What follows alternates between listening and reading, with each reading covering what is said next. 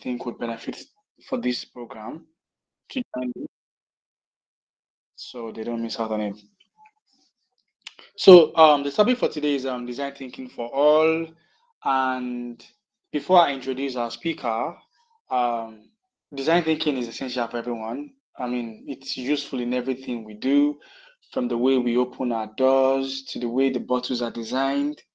Everything revolves around design thinking, and it literally shapes around how we live, how we do things, and it's not limited to people who are designers. I mean, everyone makes use of design thinking in whatever they do at any point in their life. So, yeah, this promises to be exciting. So, we have in our midst today Mr. Ango Abdulmalik, who is the CEO of Mustee Clothing. He's going to be walking us through on how to use design intuition for your everyday work. And I would want you guys to keep all your questions penned down somewhere, and you could ask after the session. So yeah, Ango Abdulmalik, the floor is yours.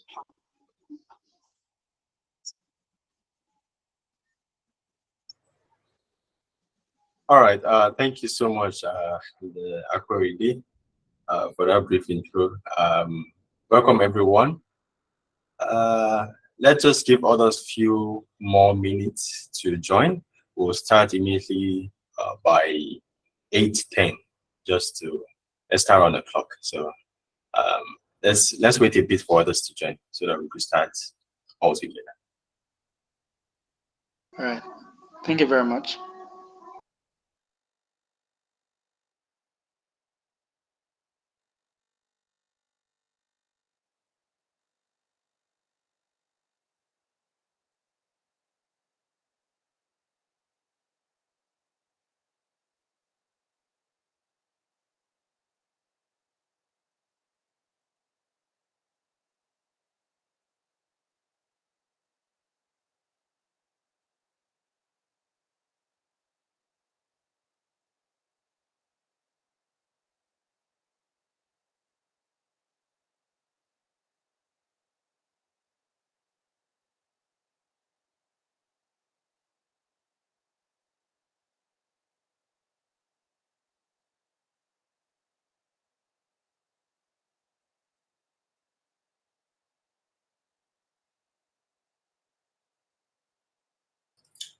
So as we're waiting for others to join, it will be fun to know where most of us are joining from. So you could just drop in the chat section where you're joining us from. We already have someone from Togo. Wow, this is interesting. So kindly drop where you're joining from in the chat section before we get started.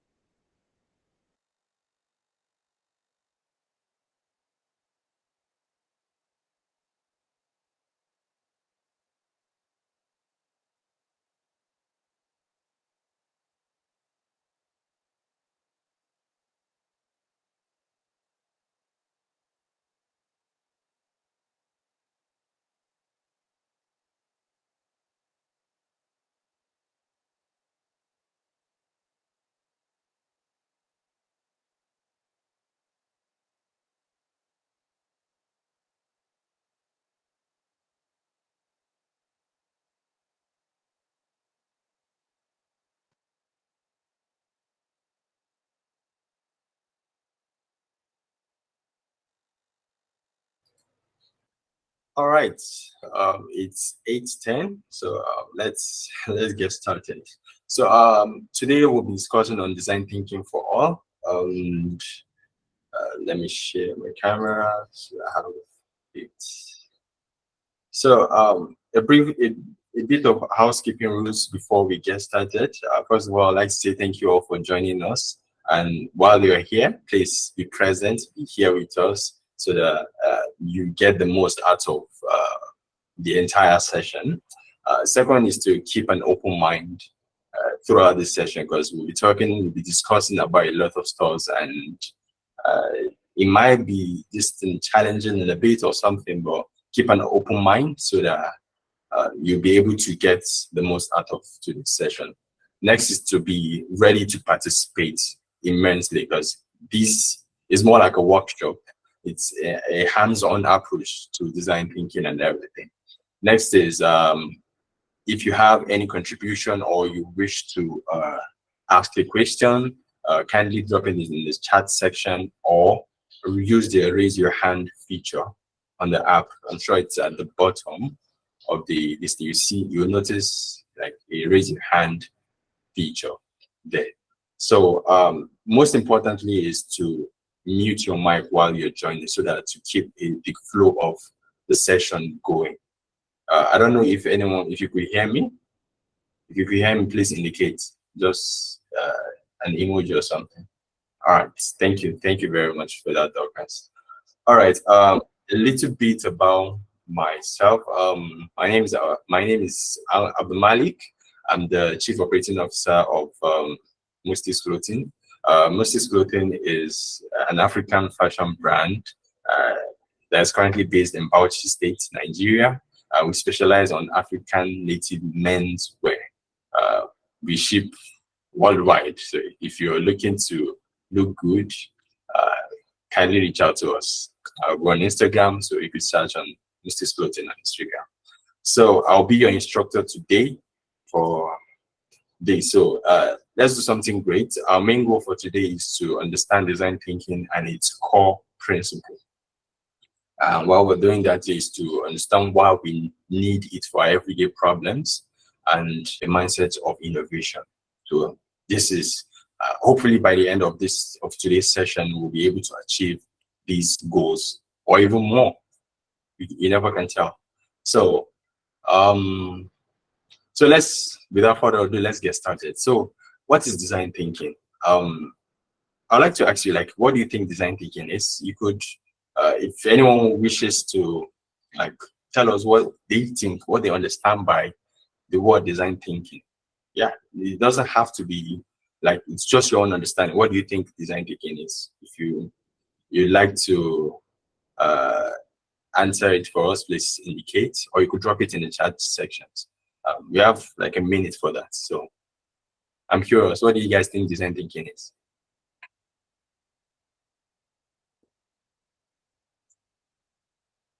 All right, Da Silva, kindly go ahead. Okay, what I think design thinking is, it's the logical way humans do things. It's the way things are actually developed in order for users to actually use it intuitively without second guessing how something should be used. So basically, it focuses on how users could perform basic tasks, interact with their surroundings without having to question, how am I going to do this? What am I going to press to get this? So it just focuses on our logic, like the user experience, Nice. basically. That's what it is. Nice. Thank you so much for that, Da Silva. That's awesome. It's a logical way humans use to solve problems. That's awesome. What else? That shouldn't be the whole approach to it. Whereas I have like a contrary opinion to what Da Silva said. Anybody? Okay, Mustafa, I'm our host. Please kindly go ahead. Okay, so for me, I think design thinking is a mindset, or I would say is an approach to solving problems. Right. Thank you. Very short and precise. Yeah. So we have, it's a logical way. Da Silva says the logical way humans use to solve problems, and it's a mindset or an approach of mindset to solving problems. All correct. But now let's check out definitions by designers. You know, some of us are here are into designs and everything, and others are not that. So the people that own design thinking, that started design thinking, so let's check out their own definition of what design thinking is. So I did a bit of research and I came up with some of the top 3 definitions. One, I asked an AI, Gemini AI, what is design thinking? Gemini says design thinking is a human-centered approach to problem solving that emphasizes creativity, collaboration, and iteration. Similar to what Da Silva said. You see, it's an approach to problem solving.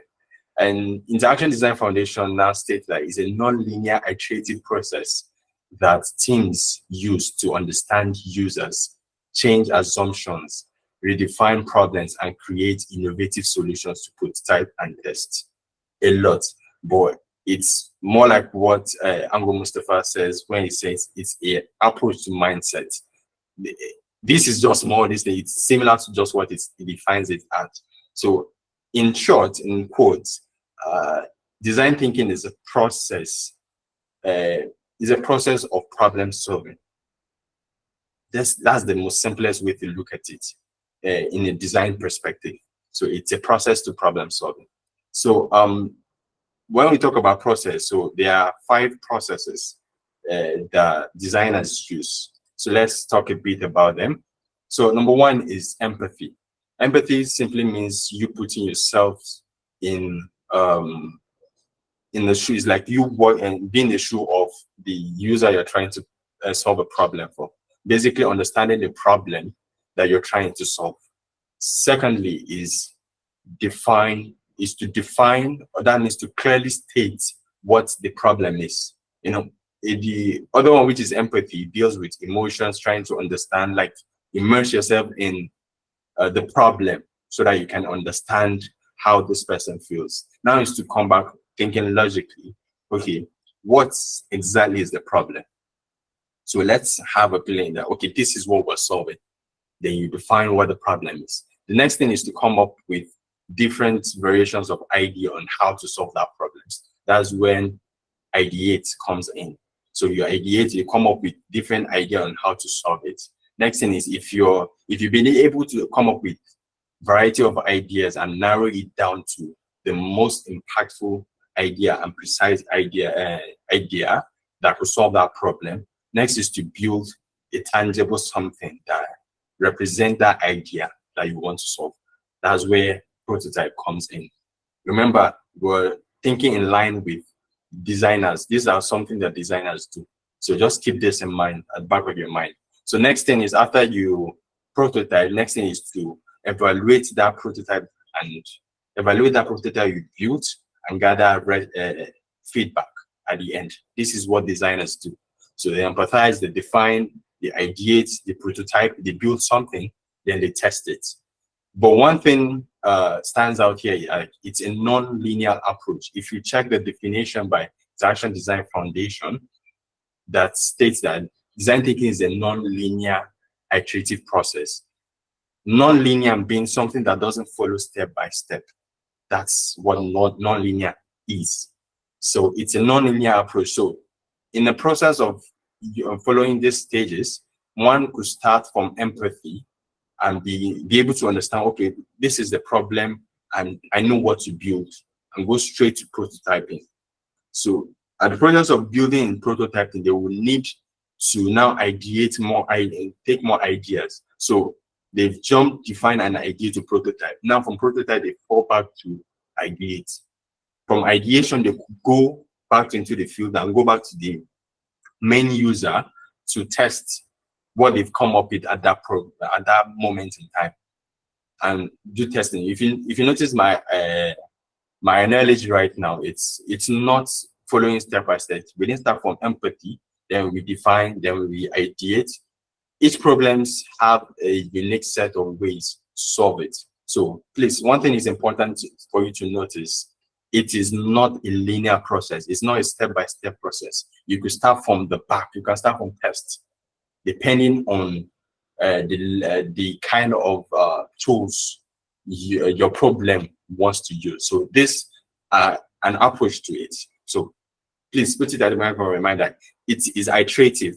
This thing goes, like, they keep on using, the designers keep on using this even after they've launched a product. So it is not a one-time thing and do and dump. I don't know if you get. So this is what it is. I don't know if you have any questions from now, because I want to, like, as I'm going deeper, I'm making sure I'm taking everyone along. If you have any question, if it's all good, just give me a thumbs up so that we can continue. Okay. All right. So now remember when we were talking earlier, when we asked for what design thinking is, Mr. Mustafa Ango said it's a mindset. So now let's look at design thinking as a culture of mindsets. So, like, I don't know if you're getting me. So design thinking is a culture of mindsets that falls under 5, like, let's view it in 5 stages as well. One, it starts with curiosity. Why is something not working? Like, we've been in that situation where we're looking, why is this not working? What am I doing? What's missing? What's that thing that I'm missing? How do I grow this stuff? How do I make this sell? Why is this person not picking my call? You know, that curiosity, you need to have that. Yeah, that's the first stage of it, of the design thinking. Next is to reframe the problem. There's a saying, like, I have a quote here that says, no plan for your life will survive first contact with reality. I don't know if any of that makes sense. Like, no plan for your life will survive first contact with reality. It's like, I don't, let me come up with an example. Maybe you guys can relate. While we're growing up, I think for me personally, while growing up, the first thing I wanted to do is I wanted to become a doctor. Then there's a time that I wanted to become president of the United States of America. There's a time that I want to become an engineer. There's a time I want to become an astronaut. But right now, that's not what I'm doing. Right now, I'm a tailor. In that aspect, I don't know if you're getting what I'm trying to say. So most plans that we make along the way doesn't really meet reality. I don't know if you get it. So next thing is, if you're able to reframe the problem, okay, or try to understand it based on what design thinking has, it might not be as bad as you think it is, or it could be worse. So if you're able to figure that out, next thing is to apply radical collaboration. This simply means, like, the answers you're looking for is out there in the world with people. When you talk to other people, like, there's a saying that your answer is half solved, like your solution, you have a half solution when you share it with others. So it's really important, like, have the mindset of, okay, collaborating, sharing what you know with people so that you'll be able to figure it out. Next thing is to be mindful of the process we use. One needs to be conscious of the approach that you use in making those decisions. There are times that you want lots of ideas to come, and there are other times that you just need a few ideas to make a decision. Have you ever been in a situation that you want to buy something and you were given so much options? Then before you choose and everything, then after you choose, you start thinking back if you made the right decision and everything. So there are times that just one or two, a handful of choices is there, then you'll be able to pick and live with your decision. Next thing is bias to action. Basically, you just need to try stuff. Like, you should have a mindset of, let me try stuff. Whatever happens, happens. So now let's move to, why do we need, like, why is design thinking needed in the first place? Why designers are using it? Why do I need to use it? It's straightforward. Like, people get stuck. Like, people get stuck and don't have the tool to get unstuck. They don't have the tool to get unstuck. So people get stuck, and they need a way to move on, to get out of that mess in the product, to be able to fix that problem. So that's one of the number one reason why people need to, like, implement tools like design thinking. The next, I think, is a term that, you know, when people, you know, all these common beliefs that people do have, that psychologists term dysfunctional beliefs. You know, when people believe something to be true, while on the other side they are not actually true. I don't know if you guys understand, like, the things that we think that are true, but they're not true. So I have 3 here. So I come up with 3. So when someone says, like, what is your passion? Someone asks you, what's your passion? I like to ask that question. What is your passion? Can someone give me a response?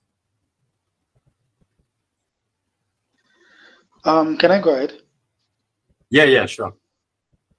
For me personally, my passion is solving problems because I believe the way the world works, you solve a big problem and the world finds a way to repay you back for your effort. So that's my passion. Whatever that problem it is, that's there for me to find out.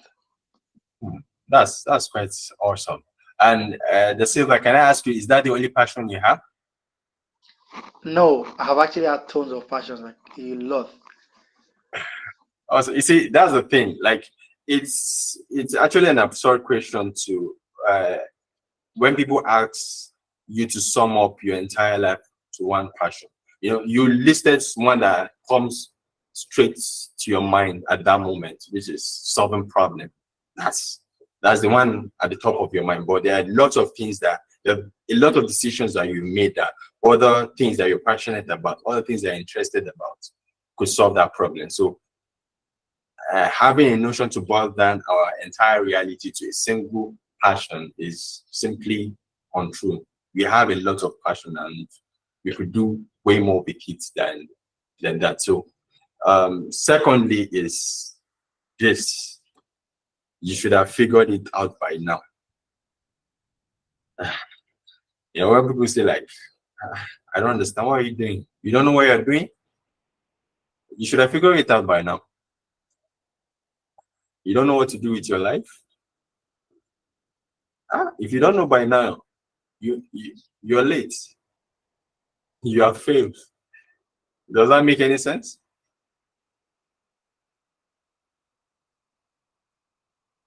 Hello. It's like I'm talking to myself, or it's only me and the silver that are chatting here. It doesn't mean like the way like people sums up reality. Like, you have to know whatever you're doing. Like, you have to have everything figured out. Like, this life doesn't have a manuscript. So you are where you are. So start from wherever you are. You're not late for anything. So we need to get into that out of our head. Like, you're not running a race with anybody. The fact that you're here or where you are right now doesn't mean, or someone that you started with before is now ahead of you. He is running his own race. You are running your own. So wherever you are, so it's good to have a belief that wherever you are, you can start from there and still make something out of it. Everyone has their own clock, so it's a cliche thing to think. The next one is be the best version of you. Like, are you being the best version of yourself? I don't think that sounds right.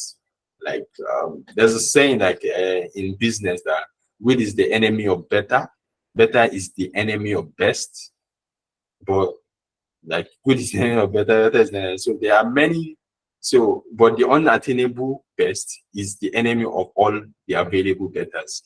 So if you, we've been pressured to a level to that you have to be at your best, then you're aiming for an unattainable best, while you have a lot of betters that could attribute. Like, if you compound some of those betters, could be way more than that mile that you're looking for. So there are so many versions of ourselves that can play out in our realities that would make us even greater than what anyone thinks. So I have 5 ideas for design thinking that I would like to share. So far, is there any question from anyone? Do you have any question before we proceed? None here. Okay. Any other person? No question. All right. So now I have like 5 ideas of design thinking that we could use in our personal lives. Basically, like how to design one's life. This now we're going deep into um the practical aspect of the talk. So one is connecting the dots. So the sweet spot to get the sweet spot in life is to be able to connect who we are to what we believe and what we do. So in these aspects, I don't know, this I would say this is more like a take-home assignment or something, in order to figure out the sweet spot of a meaningful making life, is to understand what you're currently doing, like have a work overview of what you're currently doing, then what you believe in. So these two, what you're currently doing and what you believe in, translates to who you are. So if you're able to make a connection between these three aspects, then you hit the sweet spot of a purposeful life or a well-meaning life, basically. Secondly is there are kind of problems that one needs to be able to avoid. Like, you need to understand these problems and be able to avoid. It's termed gravity problems.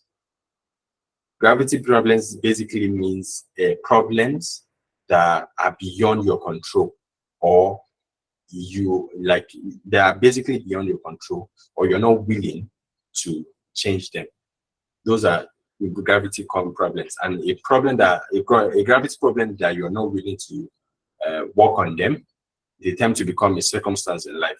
For example, if you talk about gravity problem, please help me list more that you want. Like problems that one is poverty.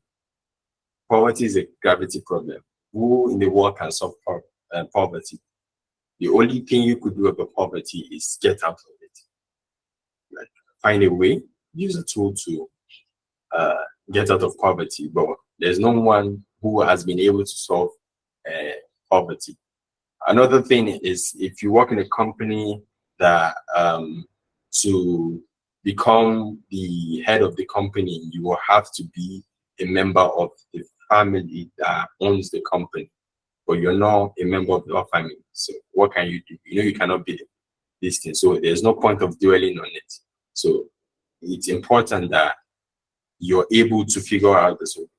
You're able to figure out to pinpoint that some problems are gravity problems, and you're willing to work on those problems and in order to escape them. That's basically simply it. So like I said, another one is, like, the first thing to do with a gravity problem is to accept that that you have a gravity problem. If you don't accept that you have a gravity problem, then all those tools, the empathy, define, ideate, prototype, and test, you won't be able to use them if you don't accept the fact that, okay, I have this problem that I need to work on I need to be able to pass in order to solve it. So if you don't accept it, then on all these tools that we've been discussing all day is basically pointless. The next is, how many lives are you? I don't know. You have like a fan of Flash in the house? People that have watched Flash, the series.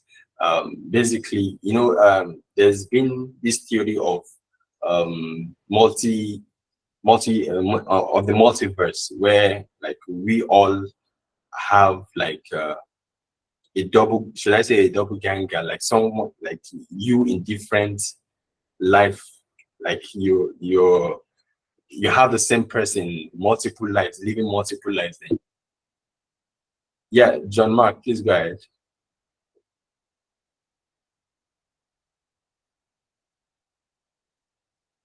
John Mark, please go ahead. No, sir. Yeah. I'm enjoying you. Fire on, sir. Okay, thank you. So, you know, there's this theory already that believe in the multiverse, that we have different versions of ourselves doing different things. So that image on the screen is the Council of Wells. So these are one person, but a different version of them. One as a scientist, the other as a musician. So Now I want to put this question like if you have the opportunity to have many lives, how many would you want? Let's let's let's drop it in the in chat box. Like if you have opportunity to live many lives, how many would you live? Let's do just that brief exercise in the chat box.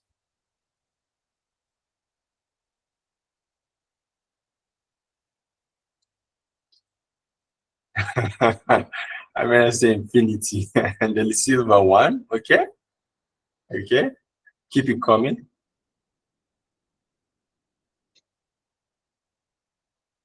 One. Interesting. I'll manage 4. Where else? Where else? Where else? 9. I see 54. One for every African country. That's exciting. Where else? Where else? Where else? If you have the opportunity to live many lives, how many would you live?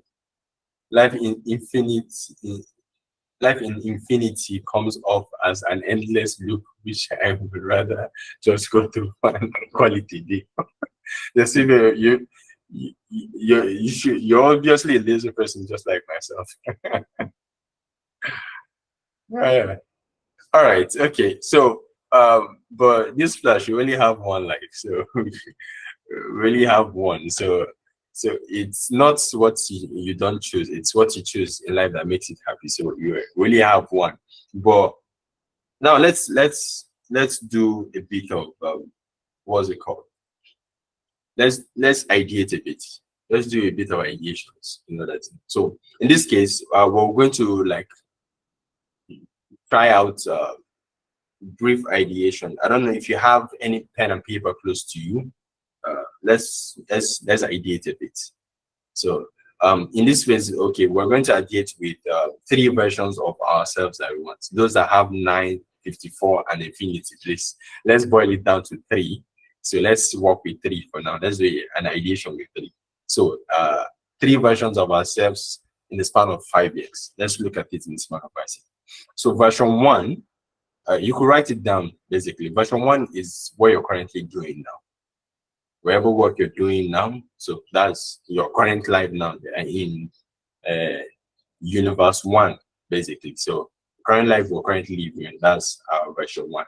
So now what of version 2?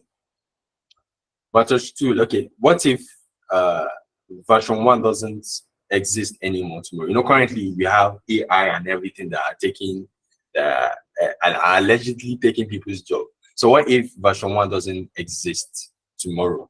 What will you be doing?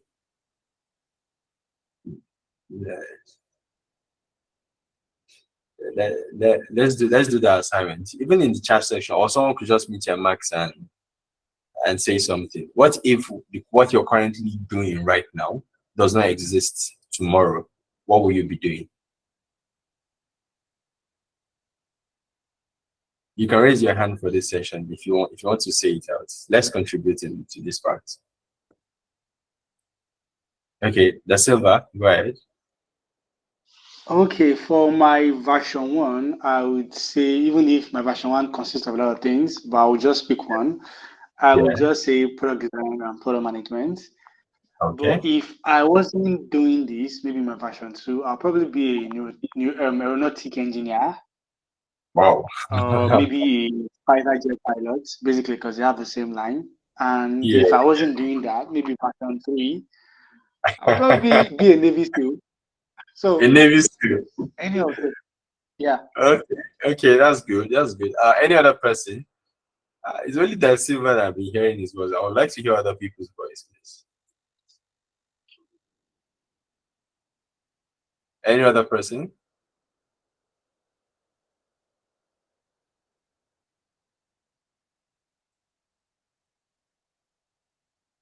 Anyone else? We're not moving on to another person talk. Maybe we'll call it the night here. Please, someone else can either use the chat section or mute your mic. Mute your mic.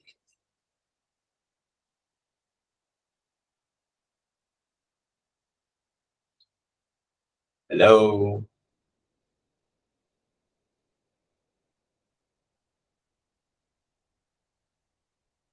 Okay. I'll create new version by learning skills in another domain. Okay. So what would that skill? What would that skill be? Your version 2. You're currently working on. You're doing something right now. Whichever work you're doing. Like for me, um, in my version 1, I'm a tailor. So let's leave it at that. I'm a tailor in my version 1. So my V2, what if tailoring doesn't exist anymore? Then I'll be in tech, probably running a startup. So that's my version 2. Um, uh, Someone else, please. I need to hear him, please. Probably a lady or something. Just anyone, please. So what will your version 1 be and what will your version 2 be? Okay, praise, kindly go ahead and do all Good that, evening, please. everyone. Currently, I'm a civil servant, but Okay, if it does not exist any longer, I will be a motivational speaker. motivational speaker. Awesome. Yeah. Yeah, And if that doesn't exist again, then I'll be an yeah. entrepreneur. Entrepreneurship. Man, that's nice. So we have the motivational speaker, and so you must love to speak a lot. That's great. That's great. Any other person before we move on?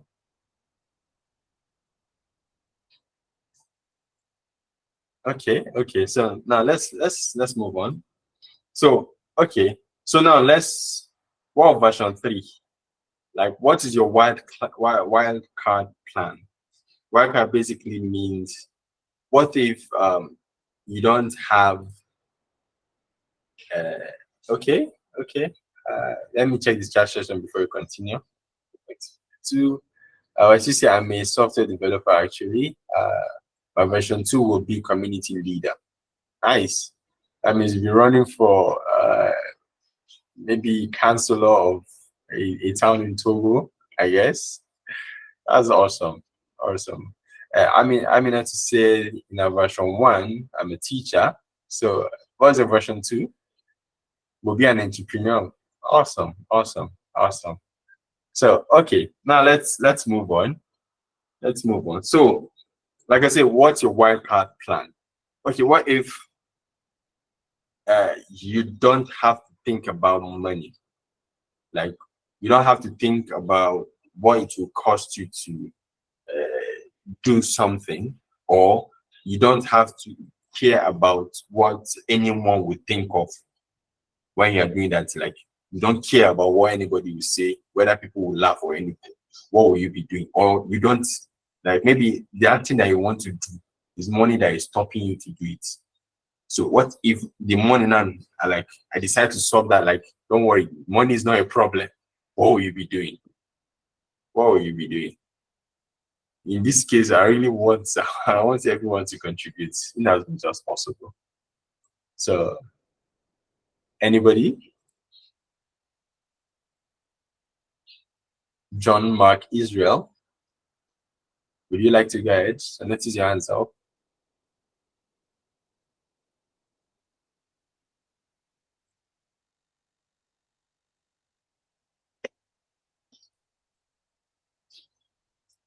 Anybody? What if you don't have to think about money? Like, money is not the problem. If money was holding you back from solving that thing, what will you be doing? Or nobody will laugh at you. They say, well, please go ahead. If money wasn't a factor, what would I be doing? Yeah. I think two different things. Maybe contributing towards a cause, maybe Okay. doing something on a personal level. But on a personal level, I would say literally touring every country in the world because I'm a fan of traveling and I'm a polyglot as well. So learning more about different cultures, doing vlog, and basically talking about different cultures and documenting my journey would be something I would do. But if it's something towards a career path Yeah. without Yeah. issues of money, that would be centered around um, talking more about climate change or education for everyone, basically, because I mean, we come from this part of the world where we are somewhat marginalized, and a lot of people could do with helping out. So I would just have some sort of philanthropy to help people from lesser homes to like have equal footing. So that's what I would do. Oh, that's awesome. That's awesome. Solomon, please go ahead.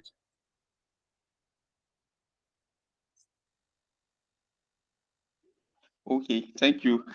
If money wasn't really a problem for me, if I had all the money I need in the world, what I'll be doing is community development.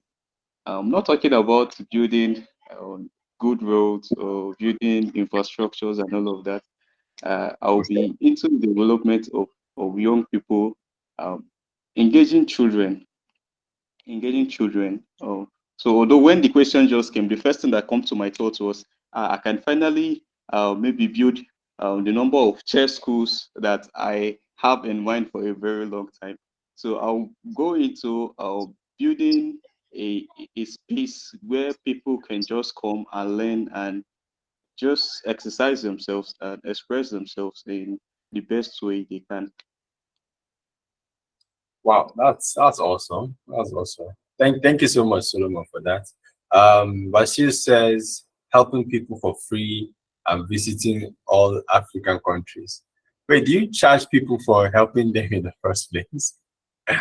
Well, that's awesome. That's awesome. So, okay, I think praise, please go ahead. All right, thank you so much. If money wasn't a problem, then I'll build a Yeah. society where everyone will have access to quality education, quality health care, and equal opportunity to maximize potentials. Wow. Uh, we have a lot of community builders, people who are willing to help. You guys have, yeah, you have good intentions. I was expecting to hear from someone that would be like, first thing I would do is to first eat, to buy this, to build this. Like I will build like 4,000 houses and be staying in two every week. No, those kind of absurd intention, but it's awesome that we have our minds are in the right places. All right, so moving forward. So with all of these things, like I would, okay, someone's just saying something in the charts. If I had the resources, I would love to be a mentor and provide and positively influence young teenagers and help them realize their full potential and bring out the best in them. That's awesome. That's awesome, Sandra. That's incredible. Like I said, we have a lot of people who had people in mind. So I believe we're people inclined in this place. I'm happy to see all of this. All right. Moving forward. So I really encourage everyone to like think about this, like create an exercise, like ideate to the future, like 3 versions of yourself, what you're currently doing, what you want to do, what you will be doing if that if what you're currently doing does not exist anymore, and if you don't have any, like money wouldn't be the problem, or you no one will criticize whatever you're going to do. If that will play out, please write it down and see how. Okay, if money wasn't a problem, I would enormously invest in tech and as well make impacts. That's awesome, Jean-Marc Israel. So I'd encourage everyone to take this exercise so that it's important. At the end of the day, most of these things, most of these visions is not like you won't be able to achieve them, or it has never been done. It's for the wild card, it's basically resources. And for the second one, we ought to start considering some of those things, obviously, because what if what you're currently doing doesn't exist anymore, or is not paying at it as it used to before? What will you be doing? Like, we should start picking up those skills. So now, another way to be able to start doing that is to test some of those theories out. One is by asking interesting questions about it from yourself, like your V2. What if version 1 doesn't exist anymore? What will you be doing? That thing that you're doing, can you start it right now? Pick it up. Next is to expose assumptions. Like basically, that's a theory. I want to do this. Like, is it possible to be able to achieve this? Yes, I can try it out. Let's see what's the worst that can happen. Is it to fail? I can try again. So that way it works. So next is to involve others with your idea. You know, there's this thing I believe so much in, collaboration, that what would take you 1 year to deliver, in 1 year to deliver, imagine doing it with 2 people. Basically, if one person could achieve that task in 1 year, 2 people, these, I'm not saying in general terms there are some skills that no matter the number of people, but just imagine, just follow me on this. Like, imagine 2 people having the level of impact and everything, which I achieve it half the number of time. Not to even talk about having 3 people or 4 people. So I can't overemphasize the importance of having people to share ideas with and be able to implement. I mean, to say that if money wasn't a problem, I would invest in girl child education. That's beautiful, especially in rural areas, so I can help them realize their full potential to bring out the best in them. So what it was like what happened, like there's this saying that the future is already here. It's just evenly distributed. So like a lot of answers that you want, a lot of things that you want to be. Like the person that talks about aeronautics engineer and everything, you could start kick up a conversation about that. There's someone who is currently doing that, how you could do it. At the end of the day, you could just be your own imaginations that is limiting that aspect. So the next thing is now is to choose. If you're able to do all of those things, is now how can you choose your? How do you know when you know? How do you know that the choices you've made are the right ones? Basically. So one, you gather and create. Basically gather some of those details that you have, gather them, iterate on them, like gather as much idea as you can. Next is to narrow it down from a wide range of 15 ideas, boil it down to 1 or 2 for easy choosing, like a handful of it. Then you choose. So whatever choice you make, you know that you've done the best. At the end of the day, it doesn't mean that that choice might end up being bad. Like no one has the intention of choosing something wrongly. It just happens. It happens.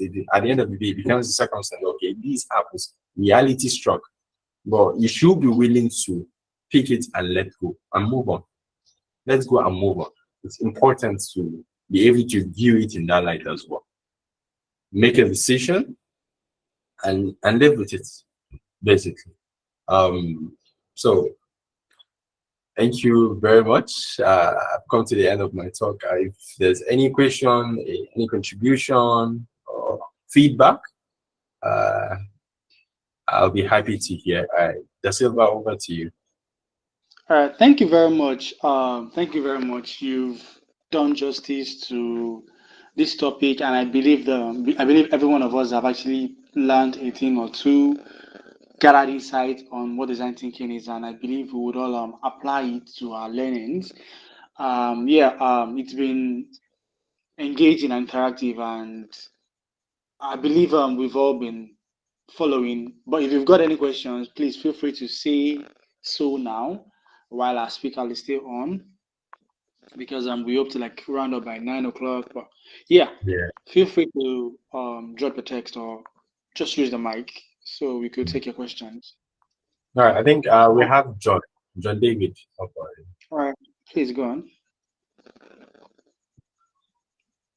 John Mark, your hands are up. All right, good evening, everyone. Yeah, good evening. Yeah, it's been great listening. It's awesome. It's awesome. You did justice to the topic, just as Da Silva said. But I'm having a question on design thinking. Yeah. How do we solve political problems using design thinking? because So- our dear beloved country is faced with such challenge. So how do we intend to solve political problems using design thinking? Thank you. All right. I think let me go back to where I talked about. Give me a minute.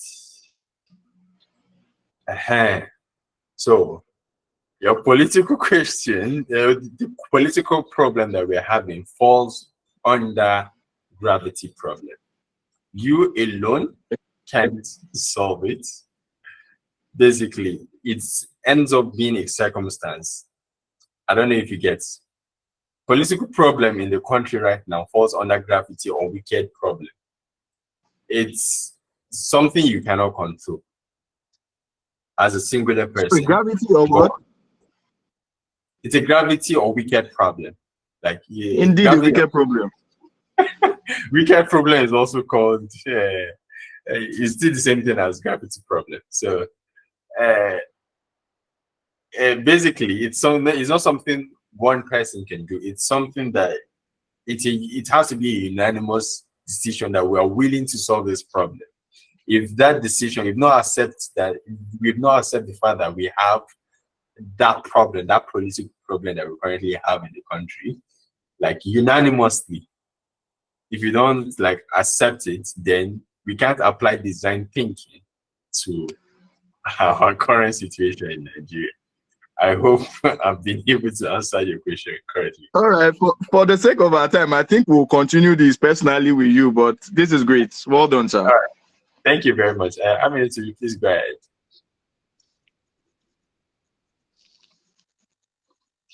Yeah, Aminatu, go on, please.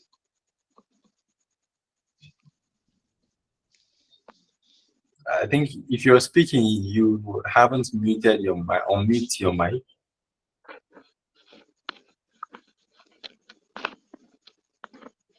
I think she has an issue with the mic. Hey there, Aminatu.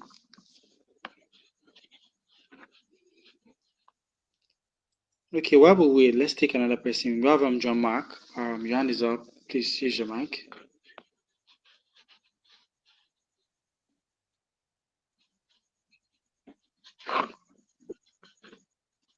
Okay, you could type your question in the chat section, though.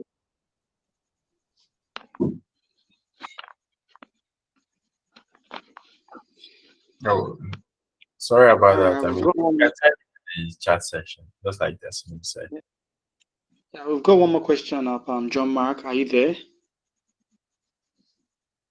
Okay, we have Abubakar. Please go ahead.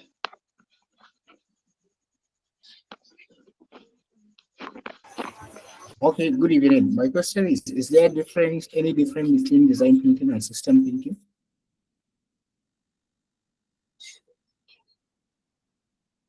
Okay.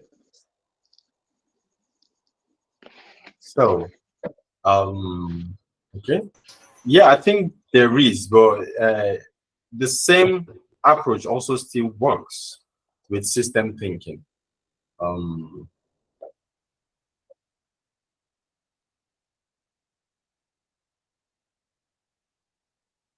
Sorry, give me a minute. Okay, I was having an issue. Hello? It's 9 o'clock. Hello, can you hear me?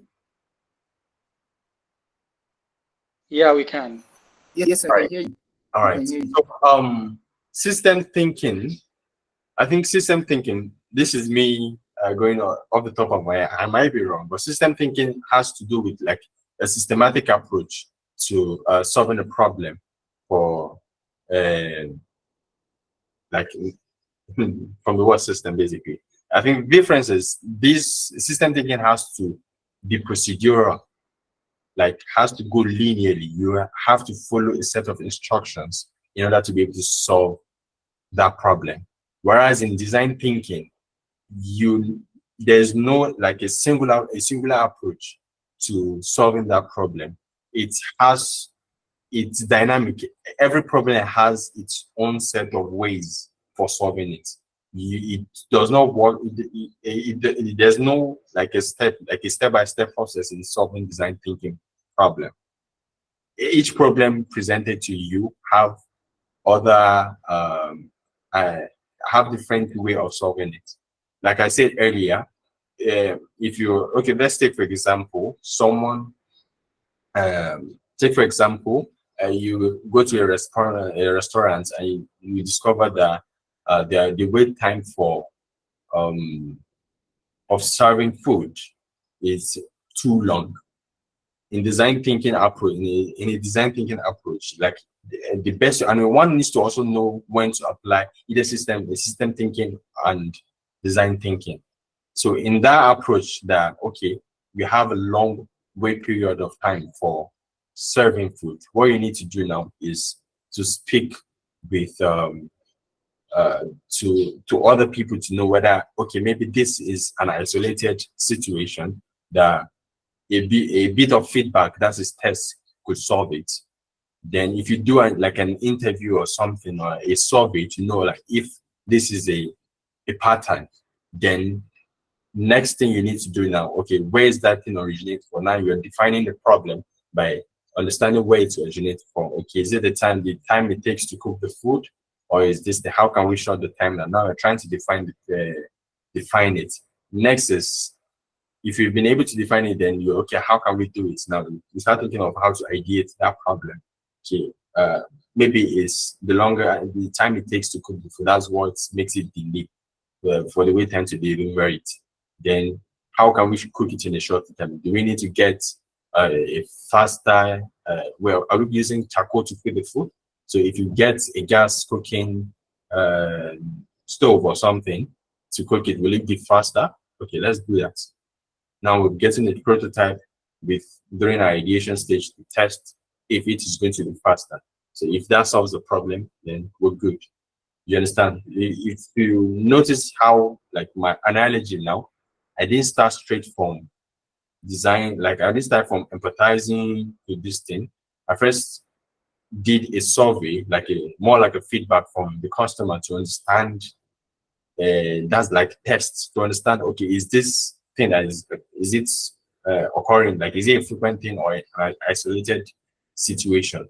After I understand that, then I go back to defining what the problem is from the kitchen. Then I realize, it's from the kitchen too. And then I ideate on that solution. Then I build a prototype. Then I came back and test it again, whether I will have a different result.